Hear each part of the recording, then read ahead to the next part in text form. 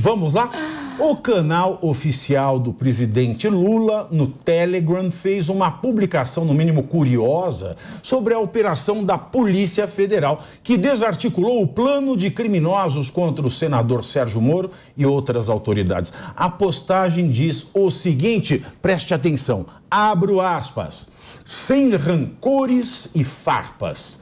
Aqui tem trabalho, PF de Lula salva a vida de Moro e essa operação prova por A mais B que união e reconstrução vai além disso. Fecho aspas.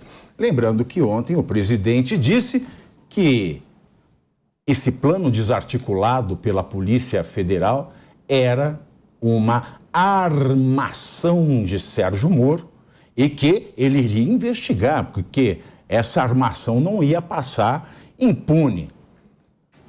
Professor Marcelo Suano, nós devemos lembrar aqui do Twitter do Lula. Lembra do Twitter do Lula, que não era ele que tuitava? Vale a fala de ontem. Esse post foi... não sei, que palavra eu posso usar para esse post?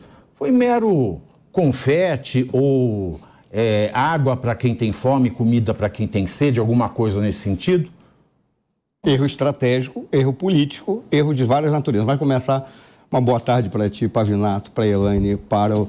Pô, me deu branco, Alexandre, para a Carol, para esse povo maravilhoso que nos acompanha, para essa equipe fantástica da Jovem Pan. Olha, primeiro, independentemente do fato de ser um erro político, vamos tratar daqueles elementos que são os essenciais que podem estar sendo apresentados aí. Ponto 1, a PF não é do Lula.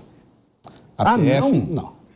Ele acha que não, ele acha que é dele, mas não é do Lula. Mas a Glaze falou que era. E detalhe, nem que a ela Glaze... repostou lá o post de uma outra que falava que a APF do governo... Eu tô provocando. Não, pode ser um prato feito, né? Mas prato aí feito, tá. claro. Mas primeiro... Com abóbora, sem picanha. Certo, mas a APF não é do Lula, nem do Lula... E nem ele precisa da Glaze Hoffmann, exceto se a Glaze Hoffmann estiver utilizando um rigor partidário como é o alemão, em que qualquer personalidade que é vinculada ao partido tem que responder ao seu presidente.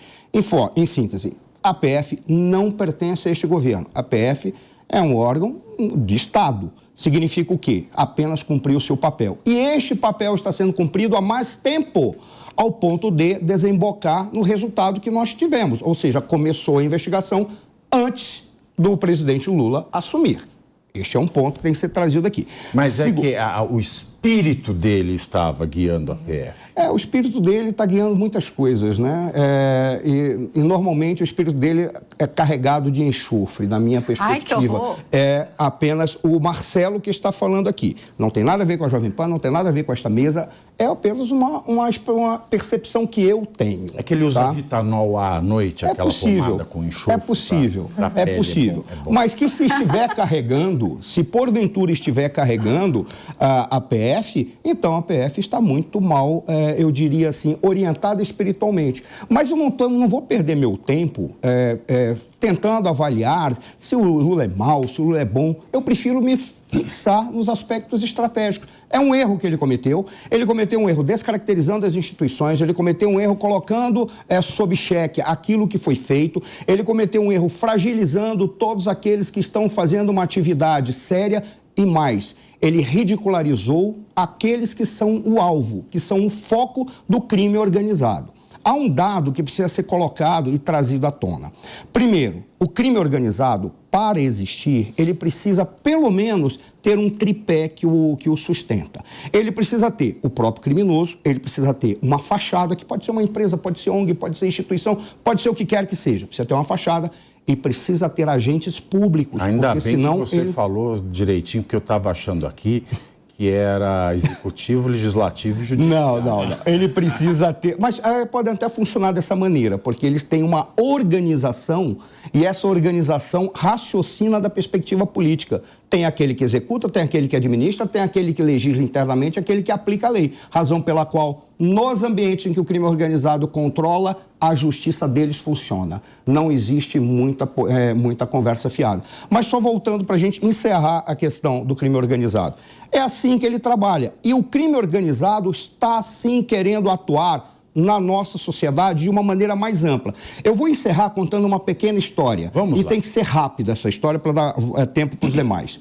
Eu fui aluno de um cara que foi guerrilheiro, e ele, durante muito tempo, ele falava que ele foi preso. E quando ele estava na cadeia, os colegas dele de militância chegaram para ele e convidaram para que ele pudesse participar da orientação ideológica dos criminosos comuns. E ele disse que não ia participar. Eu perguntei para ele por quê. Ele disse, muito simples. É a resposta que eu dei para ele. Será muito mais fácil nós nos tornarmos criminosos do que eles se tornarem militantes. Porque a razão pela qual eles estão cometendo crime não é a razão pela qual nós, supostamente, quisemos fazer um atentado contra o Estado. Qual era o grande perigo? Não era apenas que os militantes se tornassem criminosos. Não sei se isso aconteceu, jamais poderia fazer essa afirmação. Mas era que o crime, uma vez educado, formado, capaz de entender como organizar as suas ações estratégica e taticamente, passassem a controlar as instituições e atuassem na sociedade de uma maneira ampla. Qual é a grande questão? Nós ainda não temos o crime organizado unificado, mas eles já penetraram como cupim em quase todos os ambientes. Este é o problema que nós vivemos hoje. Razão pela qual o que está acontecendo é apenas uma consequência de uma unidade do crime organizado que conseguiu dar uma potencialização e passou a atuar na sociedade de uma maneira ampla. O PCC, segundo consta, são 40 mil pessoas que tem aproximadamente no grupo. E eles iam fazer um ataque coordenado no Brasil inteiro. O nível de organização para isso, nem para dar golpe de Estado se consegue tanta organização. Mas nem o SUS, acho, que já estão organizados. Ninguém perdeu 26,7 milhões de doses de vacina esse ano. Nem o SUS, nem a Caixa Econômica tem tanta capilaridade. Só tem um erro que eles cometeram. Pelo valor que se diz que foi utilizado para fazer a organização, 5 bilhões de reais, é pouco. Porque não contempla, não é a parte operacional. É a parte daqueles que eles precisam comprar para dar o suporte. Perfeito. Perfeito. Bom, sintetizando aqui a aula do professor Marcelo Suano, a esquerda, segundo o professor que ele teve, que foi guerrilheiro, se infiltrou nos presídios para, numa estratégia à la Gramsci, formar, não é, aí uma nesga de pensamento crítico para a preferência partidária do criminoso que vai continuar sendo criminoso. É isso que eu entendi, Carol? É isso que eu entendi. E agora, e a fala do Lula de que foi uma armação? Nós estamos vendo aí o remake daquela série de sucesso dos anos 80, Armação Ilimitada, só que agora sem Juba, mas com Lula, uma Janja. Em vez de Jubilula, Janja Lula, é o remake, Armação Ilimitada. Lembra dessa série ou você é muito nova para se lembrar? Eu lembro. Só nós não lembramos. Armação Ilimitada. E engraçado que o protagonista... fosse muito velho. O protagonista se chamava Lula, né? Jubilula, isso. Exato. Engraçado que é uma armação que a própria Polícia Federal de Lula desvendou, como assim, né? Em primeiro lugar, boa tarde, meus amigos, à produção e a vocês aí que nos acompanham. Gente, mas assim, sem entrar agora na profundidade de como a gente está na mão desse crime organizado, que eu acho que o professor colocou muito bem aqui, que história é essa? Agora a gente tem que falar muito obrigada, Lula. Então, próximo carnaval já temos uma fantasia do Super Lula, o líder da grande Polícia Federal que resolve todos os problemas do país. SL e aquela capa vermelha que vem a calhar muito bem no momento, né? Isso é um absurdo, porque a cada momento ele fala uma coisa e a gente não vê ele realmente na mídia ali com seus ministros competentes fazendo uma estratégia para combate ao crime organizado, que em outros governos a gente viu e espero que ele esteja fazendo, porque a gente não pode ficar na mão do crime organizado, como a gente já vem há muito tempo, mas sei que é um problema muito profundo. Mas de tudo isso, o que eu pude notar é o imenso erro estratégico de comunicação de Lula. Porque em vez dele abraçar a causa desde o início, quando foi para a mídia essa notícia, e ele falar, eu vou resolver esse problema mesmo sendo Moro do outro lado, aí sim ele não daria motivo para ninguém falar mal dele. Seria perfeito marqueteiramente falando, né? Só que não, ele deixou o seu ímpeto, o seu instinto inicial falar primeiro. inicialmente com aquela fala horrorosa, falando palavrão, e até a oposição falou, nossa, mas foi um timing, um momento perfeito, né? Que eles colocaram na mídia essa operação toda. Um dia depois que mostra o Lula falando que queria fazer coisas ruins com o Sérgio Moro. Quentin Tarantino, ele tem uns scripts bons, né, menina? É incrível. Não, e olha que... Não, mas não vai chegar aos pés da política brasileira, porque o que a gente vive aqui é demais. A gente que acompanha, assim, é incrível. Então, para mim, de tudo isso, além do grande e triste fato de estarmos na mão, sim, do crime organizado, ser algo muito difícil de se solucionar, nós estamos também na mão de um presidente que está completamente deixando o pessoal falar na frente até da sua estratégia política. Então, está um problema grande, viu? Eles só não podem reproduzir o script, porque se for... Porque quando você vê um filme, tipo de crime, tal, política, ação, você tem aquela coisa lógica, né? Você tem lá a lei que pune tal ato, aí você vai, o script e tal, aí a pessoa que comete tal ato, ela é punida pela lei. Aqui, se fosse repetir o Brasil, a pessoa que comete tal ato, ao invés de ser... Veja bem, a lei não se aplica, ela é inconstitucional. Foi constitucional até ontem.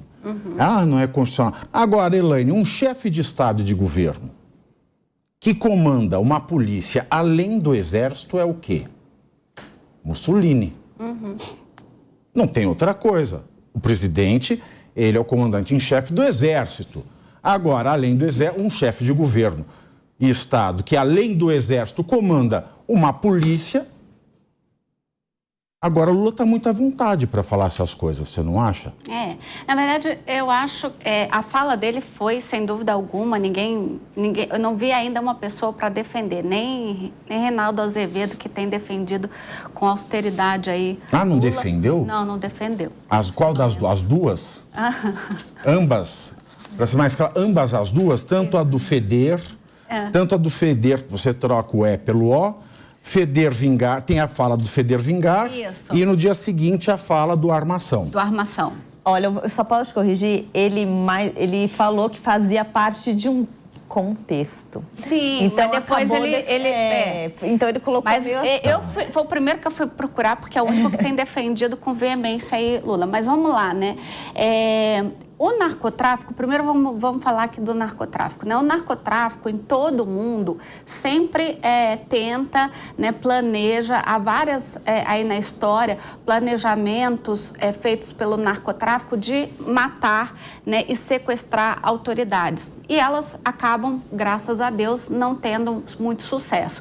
Sérgio Moro, infelizmente, seria mais uma, né? Ele, o promotor Lincoln. E aí eu acho importante a gente falar aqui do trabalho do Lincoln. O promotor é uma pessoa muito séria, né?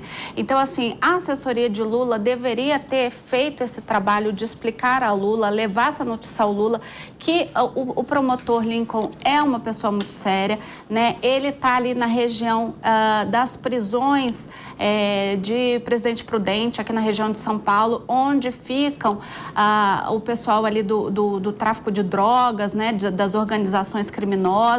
Ele faz um trabalho de excelência, inclusive foi entrevistado aqui pelo Pavinato, que eu assisti essa semana, né? E ele, quando soube que para além dele havia aí um planejamento de possível morte de Moro e sequestro de sua família, ele levou essa história para o Procurador-Geral de São Paulo, né, o Mário Sarrubo, que também é outra autoridade muito séria que nós temos aqui no estado de São Paulo, que rapidamente comunicou ao Congresso e a Polícia Federal entrou. A Polícia Federal, como ele bem citou, entrou não por uma decisão de Lula. A Polícia Federal entrou porque é uma polícia séria que faz um trabalho totalmente apartidário, né, cumpre a sua ação, a sua função constitucional. A gente viu aí, inclusive, com relação a outros crimes, né? Então, não há partido político, ela cumpre sua função constitucional. E a gente tem aqui que parabenizar a Receita Federal, a Polícia Federal, porque são entidades que a gente tem orgulho, porque não se misturam politicamente. Eu quero pegar esse seu trecho, que é muito interessante, das instituições da Polícia Federal, a Receita Federal, instituições sérias que fazem seu trabalho de maneira séria, para colocar a seguinte questão. Bom, nesse purê, né, ele tendo falado que é armação e esse meme, né, que soltaram, qual que é o resumo disso? O Lula diz que salvou Moro de um perigo que nunca existiu. É isso que se depreende quando você junta, faz a equação disso aí. Mas pegando a tua fala, Elaine, da seriedade da instituição que é a Polícia Federal, eu pergunto ao Bissoli. Bom, se foi uma armação e se foi ele que salvou, uma vez que a Polícia Federal responde ao ministro da Justiça e o ministro da Justiça responde a ele, a armação foi dele. Ponto 1. A gente aqui não é trouxa que não sabe fazer leitura das situações. Depois, voltando naquela frase da armação. A armação é fraude. A armação é fraude. Ponto. Então, o Lula falou que existe fraude no resultado de uma operação de uma instituição da democracia brasileira. Isso soa familiar, né? Fraude no resultado de uma operação de uma instituição brasileira. Soa muito familiar. Agora, o Lula pode dizer que houve fraude no resultado da operação da instituição, que é, no caso, a Polícia Federal, e com ele não acontece nada? Ele pode falar de resultado fraudulento em operação de uma instituição brasileira, que com ele está tudo certo? Renato, primeiramente, boa tarde a você, a todos os colegas aqui, a nossa audiência. Você toca num ponto muito importante, eu somaria mais um elemento a ele.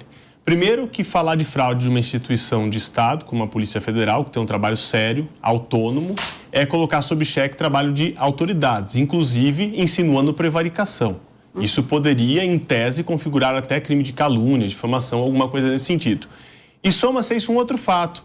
Qual foi o motivo que o juiz Sérgio Moro, quando o ministro da Justiça saiu acusando o ex-presidente Bolsonaro e que, inclusive, responde processo sobre isso, de interferência na Polícia Federal? O que é o presidente Lula dizer que a sua Polícia Federal, fez o trabalho correto para salvar o Moro, se não é ele demonstrar que chama de sua uma instituição que deveria ser de Estado? Ele está admitindo claramente que a visão dele de relação enquanto chefe de Estado e chefe de governo com uma instituição como a Polícia Federal é de subserviência, ou seja, a polícia é minha. E aí eu queria entender o porquê ainda não foi aberto nenhum tipo de investigação, e aí fica a sugestão, inclusive, a alguém que estaria sendo atingido, por isso que é o próprio senador Sérgio Moro, que naquela época saiu atirando no governo Bolsonaro pelo mesmo motivo, e o senhor, enquanto senador e vítima dessas declarações todas, por que ainda não fez um pedido de investigação na Procuradoria-Geral da República ou no próprio STF de interferência indevida do presidente da República na Polícia Federal? Exatamente como foi denunciado o presidente Bolsonaro. Vale acrescentar, o Rodrigo Pacheco, presidente do Senado, falou que isso foi um atentado contra o Senado.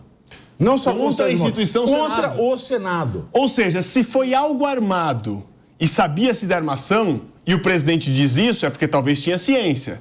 E se tinha ciência para depois escolher os frutos de dizer, olha, a minha Polícia Federal veio aqui para defender, mostra que, então, tem interferência na Polícia Federal. Isso não é o crime do 359L do Código Penal, o famoso crime de atentado contra o Estado Democrático de Direito? Pois é, Pavinato. Se a gente tem uma instituição como o Senado em xeque, a gente tem que apurar isso. Então, quando ele vai e tuita, e ninguém fez isso por ele, foi ele na rede social dele, disse que a minha Polícia Federal, ele está se apropriando de uma instituição de Estado. Então, me parece que tal qual tinha elementos... se apropria de tanta coisa. Tal qual tinha... polícia, mais uma polícia. Mas tal qual tinha elementos naquele momento de se investigar o Bolsonaro por interferência na Polícia Federal, me parece que fica claro agora elementos mínimos para se instaurar uma investigação e entender. O presidente Lula interfere na Polícia Federal em qual proporção? Porque a interferência, seja ela negativa ou positiva. A polícia está lá para fazer a sua função. Quando o presidente da República interfere na função da Polícia Federal, não tem intervenção positiva, sempre vai ser indevida. Eu te respondo por que Moro não fez isso. Porque, na verdade, o Lula, de maneira totalmente burra, deu escada para o Moro, né? Moro, a gente sabe, teve dificuldade para se candidatar, queria ter sido candidato a presidente, não conseguiu, teve dificuldade para o Senado, era uma figura que estava totalmente apagada no Senado. E agora ele ganhou uma escada que é Lula. Lula agora trouxe para Moro a luz, né? Que ele agora virou a vítima de Lula. Então, foi assim... impressionante como é que um sujeito que está no terceiro mandato querendo atingir um adversário acaba ressaltando. E bem colocado, lembro mais, O senhor Sérgio Moro ainda responde o processo de Caixa 2 lá no estado do Paraná, que possivelmente, assim como a juíza Selma, que era chamado Moro de Saias, foi cassada por Caixa 2, pelos também. Mesmos elementos responde um processo no Paraná por gastos prévios de campanha que poderiam caçar. Ou seja, se algo poderia acontecer, hoje passa a parecer perseguição política, por uma estratégia inábil, talvez ilegal, se assim comprovada nas investigações. Talvez... Eu tenho que colocar porque eu não tenho os elementos. Não, mas se comprovar as indicações, a gente sabe que não houve interferência do ponto de vista prático. Da Polícia não Federal. sei, Elaine. Isso tem que ser apurado. Deixa eu falar uma coisa. O Daniel Silveira puxou cana porque sua fala, segundo o entendimento do Supremo, atentou contra o Poder Judicial, contra o Supremo Tribunal Federal. Se o Rodrigo Pacheco disse que isso foi um atentado contra o Senado, isso se torna, possivelmente, um crime da mesma ordem. Seja por um caminho, seja por outro. Tem que se investigar. O que tem que se fazer é investigar. É isso que quer dizer. O que não dá é para falar é retórica, é afirmação, é isso e aquilo, porque aí a gente minimiza um discurso que não é positivo, que pode estar descredibilizando uma instituição séria como a Polícia Federal, e se isso não for apurado imediatamente, a gente vai dar margem para que o presidente Lula possa reiteradamente cometer esse tipo de conduta em outras matérias. É que Lula não estava à frente dessa operação, quem estava era o ministro Flávio Dino, que agora está aí... E não devia estar contando ele nada. Ele não estava à frente dessa operação, mas a questão é outra. Ele não estava à frente da operação. Mas ele falar que isso era uma armação, que ele não ia ser morto, nos leva a pensar que ele sabia da intenção do investigado.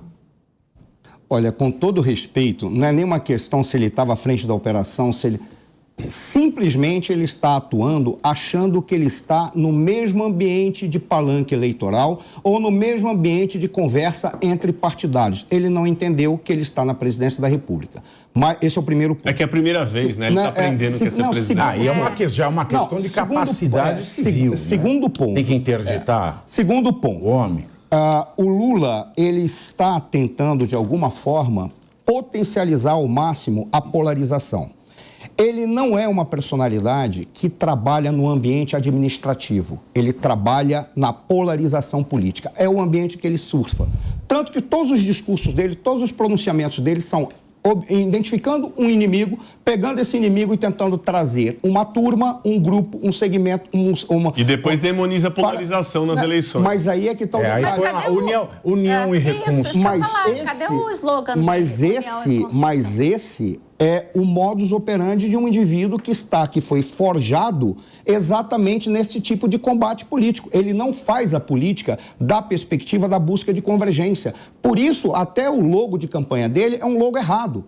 Ele fez aquilo exatamente para dizer que ele era diferente de todo mundo. Aí suponhamos que ele tenha convencido a população. Foi eleito. Mas ele não pode surfar nisso, por quê? Porque não é o modus operandi dele. Ele é do sindicato. Inclusive, vou até fazer um esclarecimento. Ele federia a alma dele a enxofre, porque ele é metalúrgico. Metalúrgico lida com aço. Agora, a questão é união e reconstrução. Eu acho que eu descobri aqui. Eu acho que eu matei a charada da união e reconstrução.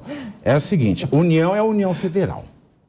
E a reconstrução é a reconstrução. Reconstrução quem constrói, a reconstrução das construtoras. União e reconstrução. Aí já começou com o Palácio. Governo Federal e construtora juntas. Né? União e reconstrução, né? Vamos reconstruir. Colocando o mercadante no BNDES. O que deixou de ser construído e quem constrói é um construtor. Tem como construir, Pavinato. Veja que eu estou somente no campo da língua portuguesa. Ele não tem como construir. E é incrível também que são essas pessoas que batiam tanto no Bolsonaro, porque o Bolsonaro também falava um monte de palavrão, um monte de besteira. Inclusive, naquela cena horrível que o Bolsonaro zombou do pessoal morrendo de Covid. Mas e agora? Isso pode falar mal da... Eu vou discordar de ti, não, cara. Não, eles batiam... Ele não zombou, o Bolsonaro não zombou. Não, o que ele fez? Conta pra nós. Ali, foi o que aconteceu... Foi humor negro. Não foi humor negro. Ele estava criticando o Mandetta, porque o Mandetta tinha falado que era para as pessoas ficarem em casa e só iriam para o hospital no momento que estivesse na beira da morte ou estivesse numa situação. Aí ele falou, então quer dizer que o indivíduo vai ficar em casa e na hora que ele estiver assim, aí é que ele vai? Ou seja, ele é um cara inábil para falar, o Bolsonaro. Agora, se nós formos criticar um indivíduo por ser inábil na maneira como fala, desculpa, 90% dos políticos brasileiros não podem virar... E outra também, o Bolsonaro é o fascista genocida. O Lula é o homem do amor, esse que é o problema. Eu não estou querendo defender o Bolsonaro. Agora são 14 horas e 30 minutos. A não ser que o Lula diga o contrário. Só para concluir meu raciocínio. Desculpa, tá, não, imagina. Mas só para esclarecer isso, para depois não dizerem que, por exemplo, você está acusando o Bolsonaro de uma coisa. Então, eu estou explicando. Mas eu vou concluir meu raciocínio dentro ainda da mesma linha. Eles criticavam o Bolsonaro por tudo que ele fazia, inclusive por essa cena que mesmo você retratando aqui, ele era completamente inábil e eu não gosto de agressividade na política, enfim. Sim. Para mim, de qualquer forma, não é aceitável, mas muda completamente a cena. Agora, quando é o Lula que fala esse tipo de coisa, some, ninguém comenta. Mas você sabe, meu amor, a minha tese de doutorado foi sobre fanatismo, capacidade jurídica e fanatismo. Eu não falo mais sobre isso, porque ficaram zoando que não, foi minha eu vou falar. Mestrado. É verdade. Essa foi.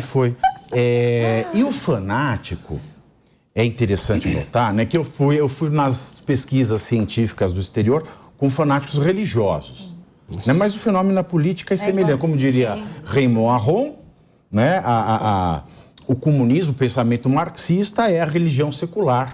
Exatamente. Né, ou é a política religiosa. Quando o cara é fanático, haja o que hajar, como diria Vicente Mateus. Faça o que o líder carismático pode fazer o que quiser. É incrível, né? Que não pega. E sabe qual é o sinônimo de fanático? Extremista. Sim. E a gente não está numa batalha contra extremista? E aí eu queria pegar um gancho, porque eu achei que Lula, nesse terceiro mandato, tinha tudo para imitar, ser ali uma cópia do que aconteceu com o Nelson Mandela. Vocês concordam? Ele precisava ser o Nelson Mandela, né? Ele é muito gentil. É só um detalhe.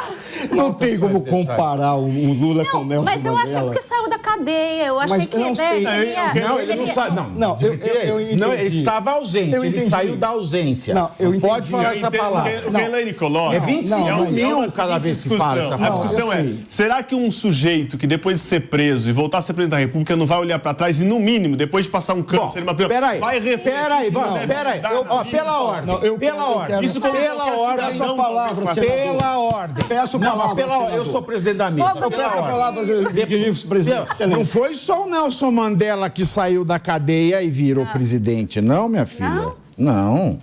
Adolfo também. Vale lembrar que Adolfo saiu da cadeia, apesar das provas da promotoria, por uma decisão antijurídica dos juízes. Está lá, quem quiser ler, Ian Kershaw. O Hugo Chávez também. Eu processada por rir das coisas que ele fala. Não, mas posso falar uma coisa aqui, por exemplo, a comparação com o Mandela, com todo respeito. O Mandela era comunista, eu sou liberal. Ou seja, ideologicamente, eu nunca simpatizei com o Mandela. O Mandela ficou... Mas você entendeu a analogia? Mas a analogia não pode ser feita, eu vou dizer por qual razão. Tá bom, vamos lá. O Mandela, ele ficou décadas preso. Quando ele saiu e ele alcançou a presidência da República, foi dado a ele o poder de reverter e se vingar de todos aqueles que o colocaram, que eram minoritários na sociedade. O que o Mandela fez? Ele brigou com a sua base e falou assim: eu não construo um país se eu não conseguir fazer a convergência. Eu não construo um país se eu não for buscar a união. Mas eu acho que é nesse viés. O Lula jamais iria fazer isso. O Lula com esse discurso que ele fez da vingança, ele não serve nem para mandá-la. Mas o slogan de união e reconstrução, eu achei que ele ia seguir nessa linha de eu vou reconstruir, eu vou convergir. Independentemente da razão ideológica, o Mandela foi preso por uma perseguição racial e política. O Lula foi preso acusado de determinados crimes contra a sociedade brasileira. São coisas distintas. Não, tudo bem. Um ali foi preso por um percebido. O outro foi preso como criminoso comum. Já entendemos. Na verdade, eu não soube me expressar. Eu quis dizer no sentido de voltar e tentar convergir. Quer dizer, dizer para o PT... Limpar a própria biografia, pessoal e partidária. Não tem, a personalidade é distinta. Mas eu acho que a coisa mais fulcral aqui é a questão do outro líder que também foi preso e solto. Sim. Também, né? Foi preso e solto. Ele também queria unir um povo, né? Então não precisa. Isso, né? E se você lê o livro... Fazia o nós e eles, o livro Doutrina do Fascismo e pega um discurso do Lula sobre economia, por exemplo, é igualzinho. Igualzinho. Se eu tiver tempo depois eu vou ler trocando a palavra fascismo por povo brasileiro.